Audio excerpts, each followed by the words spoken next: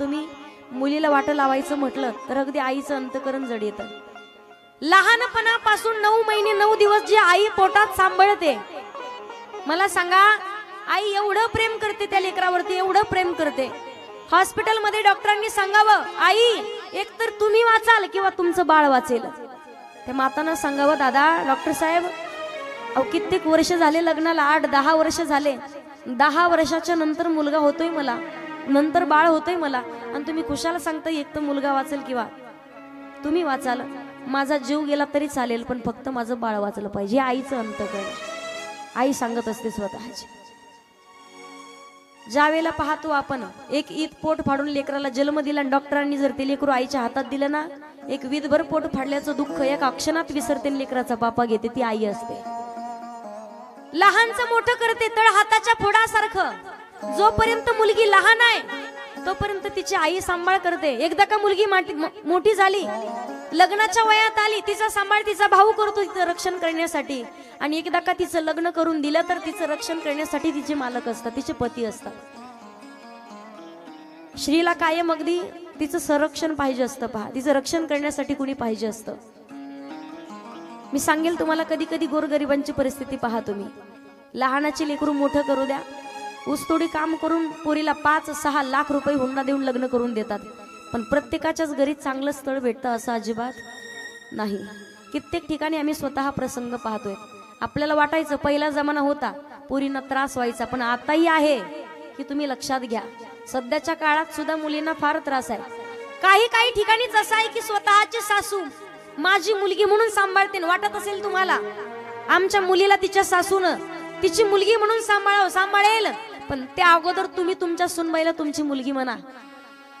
एखादीला वाटत असेल का माझ्या भाऊजाईनं माझ्या आई वडिलांना तिचे आई वडील म्हणून सांभाळेल ना, पण तुम्ही अगोदर तुमच्या सासू सासऱ्याला तुमचे आई वडील म्हणून सांभाळा. काहीतरी बदल करावा लागणार आहे. कित्येक प्रॉपर्टी कमवू द्या, आयुष्यभर प्रॉपर्टी गाडी बंगला जमीन ऊसतोडी सगळं करून लहानाचं मोठं केलं जातं लेकराला.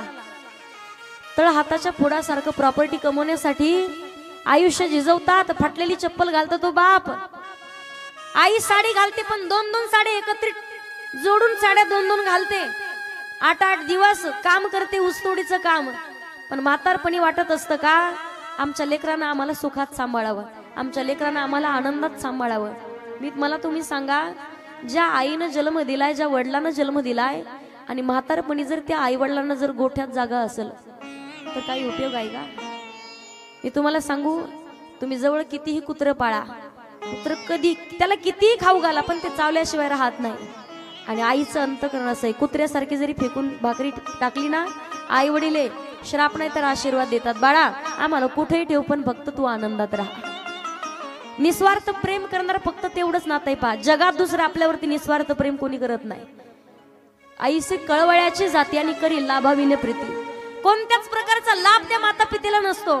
कधीच वाटत नाही आईला का माझ्या लेकरानं म्हातारपणी मला एखादा पाळणा पाहिजे, मला सोनं पाहिजे, मला गाडी पाहिजे, मला बंगला नाही. शेवटच्या श्वासापर्यंत जोपर्यंत हातपाय चालतात ना तोपर्यंत ती माता आणि ती वडील काम करत असतात, तोपर्यंत कष्ट करतात. पण करी लेकराकडे अपेक्षा ठेवत नाहीत, कसल्याही प्रकारची अपेक्षा नसते. एकदा का आई वडील निघून गेले, विचारा काय किंमत असते. तर वाटतं आपल्याला सावत्र आई एवढं प्रेम नाही करू शकत आपल्यावरती जेवढी स्वतःची माय करू शकते. कित्येक ठिकाणी आपण पाहतोय प्रसंग, ज्या लेकराला काम कसलं माहिती नाही ना, एखाद्या व्यक्तीची जर पत्नी गेली तर त्याला पत्नी परत भेटते, पण एखाद्या लेकराची जर आई गेली तर त्या लेकराला आई कधीच भेटत नाही. पहा, पण ज्या आईनं पोटात 9 महिने 9 दिवस गोळा पोटात सांभाळाय ना, त्याच आईला त्या लेकराची किंमत कळत असते. तुम्हाला उदाहरण सांगते मी, आई वडील नसल्याचं दुःख किती असतं. तुळजापूरच्या भागामध्ये माझं कीर्तन झालं. पहा, एक 7-8-10 किलोमीटर अंतरावरती गाव आहे. शिवजयंतीचं कीर्तन होतं माझं. 5 जण मुलं आहेत, प्रत्येकाचं वय असेल 21, 22, 23, 24 वय असेल. 4-5 जणांनी मिळून कीर्तनाचं नियोजन केलं होतं, पण त्यांची अशी ख्याती होती की 5ही मुलांना आईही नाही वडीलही नाही.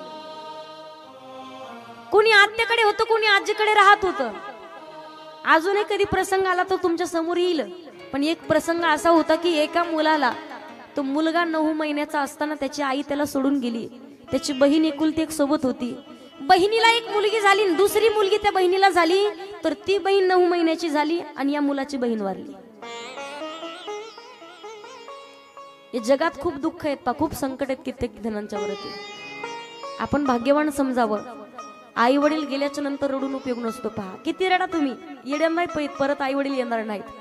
भगवान परमात्मा प्रत्येकाच्याच ठिकाणी राहू शकत नाही. आपल्यावर प्रेम करण्यासाठी प्रत्येकाच्या जवळ नाही राहू शकत, पण देवाच्या रूपानं आपले आई वडील आपल्या जवळ असतात. पहा रात्री किती वाजता जाऊ द्या, आपण दुसऱ्याच्या घरी असू द्या, जेवढी किंमत आपल्या लोकांना कळणार नाही ना, रात्री एखाद्या लेकरू 11, 12, 1 वाजेपर्यंत आलं नाही तर माईचा डोळा लागत नाही लेकरू दिशेपर्यंत. दुसरं कोण वाट पाहणार नाही, पत्नी सुद्धा वाट पाहत नाही लवकर, ती फक्त आई असते. पहा एकदा का आई निघून गेली, स्वतःचं अंतकरण मोकळं करण्यासाठी कोणी उरत नाही. कित्येक प्रसंग पाहतोय आम्ही. एकदा का बाप निघून गेला ना, स्वतःचं दुःख सांगण्यासाठी आपल्याला बाप उरत नाही. पण आई वडील गेल्याच्या नंतर रडण्यापेक्षा, वर्ष श्राद्धाचे कार्यक्रम मोठे मोठे करण्यापेक्षा, जोपर्यंत जिवंत आहेत ना तोपर्यंत 2 टाइम 3 टाइम त्यांना फक्त आनंदानं जेवायला द्या. गरज नाही तुमच्या प्रॉपर्टीची, किती गाडी, किती बंगला, किती जमीन आहे, उपयोग नाही. तुम्ही किती कमवता, आई वडील जिवंत आहेत तोपर्यंत आई वडिलांची सेवा करा. एकदा का आई वडील निघून गेले, तुम्ही दिवसाला 10-10 लाख रुपये, 1-1 लाख रुपये कमवा, एक माणूस तुम्हाला विचारणार नाही. तुमच्याकडे जवळ येईल पण तुमच्या पैशाकडे पाहून येईल. पण निस्वार्थ प्रेम करणार नातं फक्त आई आणि बाप. एकदा का ते निघून गेले ना, बहीण कुणाची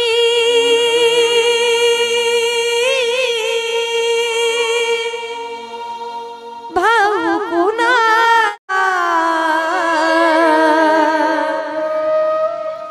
कोण कुणाचे सगे सोय रे, नाही रे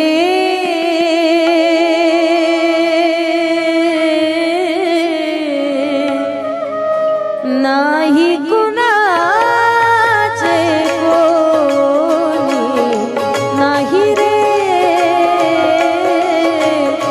नाही कुणाचे कोणी, नाही रे नाही कुणाचे कोणी, नाही रे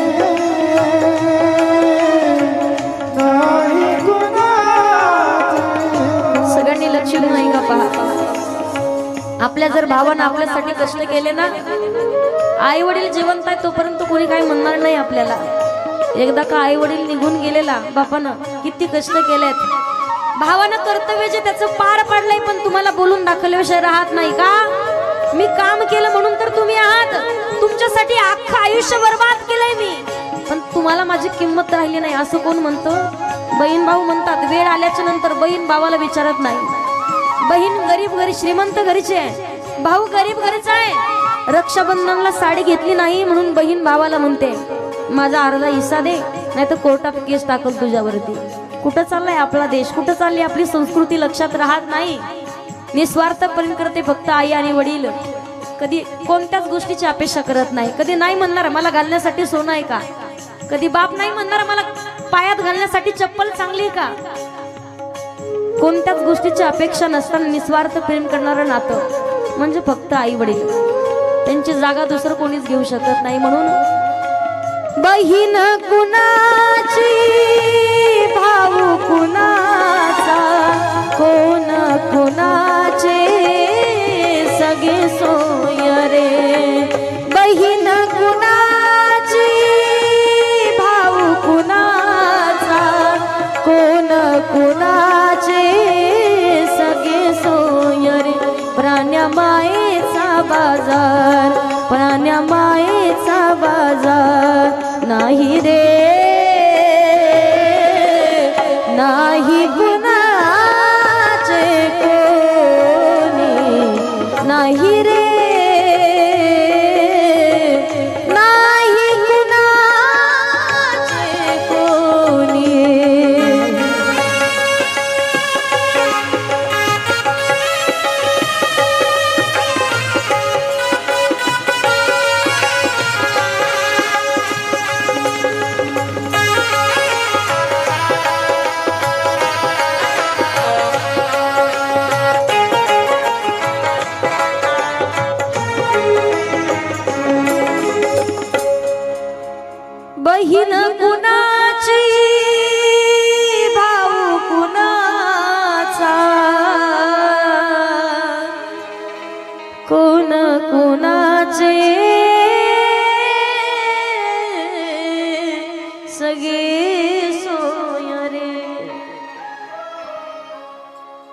लोकाला आपण कितीही जीव लावा पहा, कुणावरती कितीही प्रेम केलं, कितीही जीव लावला ना आपण, कोणी कुणाला विचारत नाही. शेवटच्या श्वासाला एकदा का दुःख झालं ना, किती मोठा संकटाचा डोंगर लेकराच्या वरती कोसळू द्या, जेवढं दुःख जन्मदात्या मायबापाला होईल तेवढं दुःख कोणालाच होत नाही. माझी एकच विनंती असेल, गेल्याच्या नंतर प्रत्येक जण रडतो, 10-10 लाख रुपये खर्च करतात, वर्ष श्रद्धा करतात, कोणी 13वा करतात, गेल्याच्या नंतर नाही राहतो तुमचं पाहण्यासाठी ते.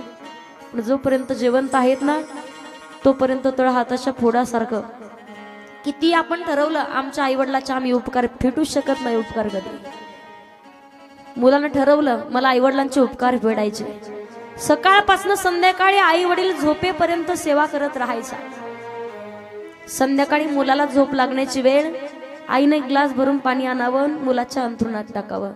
1 दिवस झाले, 2 दिवस झाले, 4 दिवस झाले, 5व्या दिवशी मुलगा म्हणतो, आई अगं सकाळपासून तुमच्यासाठी सेवा करतोय, झोप लागण्याची वेळ, दिवसभर थकून जातोय काम करून, आणि माझ्या अंथरुणात पाणी आणून टाकतेस रोज. मातेच्या डोळ्यात पाणी आलं. आई म्हणते, लेका अरे 5 दिवस झाले फक्त तुझं अंथरुण ओलं करते तर बोलून दाखवतोय, 5 वर्षाचा होईपर्यंत रोज अंथरुण ओलं करायचं असतो. पण ओल्या जागेवर मी झोपायचे आणि कोरड्या जागेवर तुला झोपायचे, हे फक्त आईच करू शकते. बरं लेकरू किती घाणेरडं असू द्या, त्याने कितीही त्रास देऊ द्या, पण लेकराला मांडीवरती घेऊन माता स्वतः जेवण करते पा, स्वतःच्या लेकराची किळस कधीच करत नाही. मग तेच आई वडील म्हातारे झाल्याच्या नंतर आपल्याला त्यांचा त्रास होतो का हे लक्षात येत नाही. कित्येक ठिकाणी आम्ही प्रसंग ऐकतोय का स्वतःच्या आईला लेकानं मारलं, बापाला लेकानं मारलं, हे प्रसंग पाहिलेत आम्ही.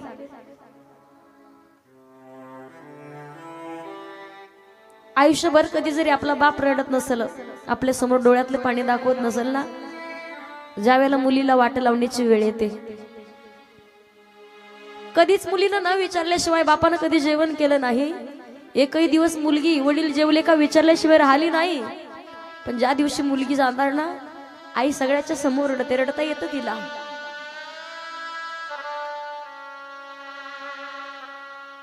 दोन महिन्यापासून लग्नाची तयारी करत असतो तो बाप. प्रत्येक नातेवाईकाला सांगणार, दादा माझी मुलगी कुठं बाहेर गेली नाही, बरं माझ्या मुलीनं बाहेर सासर पाहिलेलं नाही, लोक दुसरे नातेवाईक माहिती नाहीत, तिला वागावं कसं बोलावं कसं कळत नाही, बरं तुमचं लेकरू म्हणून माझं एवढं लेकरू पदरात घालून घ्या. 5-5 लाख रुपये हुंडा देऊन फक्त विनंती करणारा आपला बाप असतो.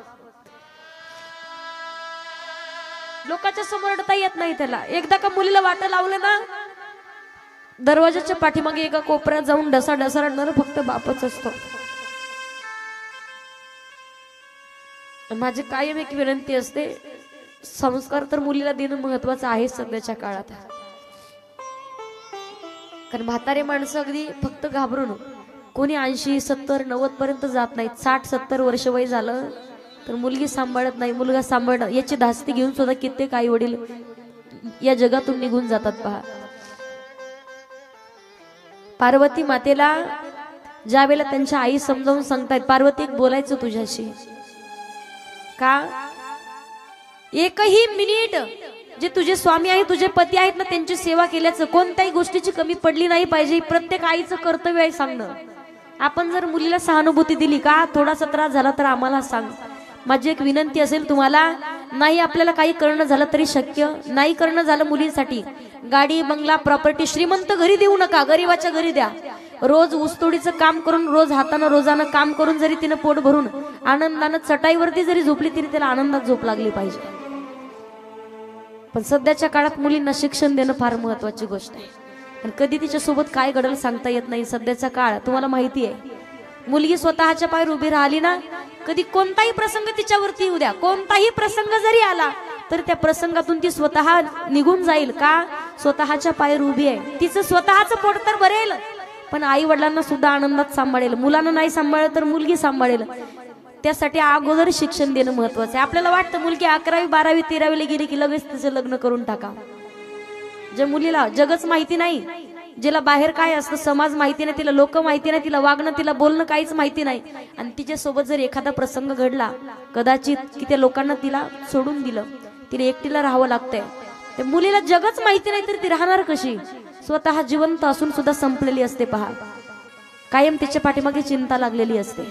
मुलीचं चांगलं होईल न होईल सांगता येत नाही, पण तिच्या पायावर जर उभी असेल तर तिचं वाईट कधी होऊ शकत नाही.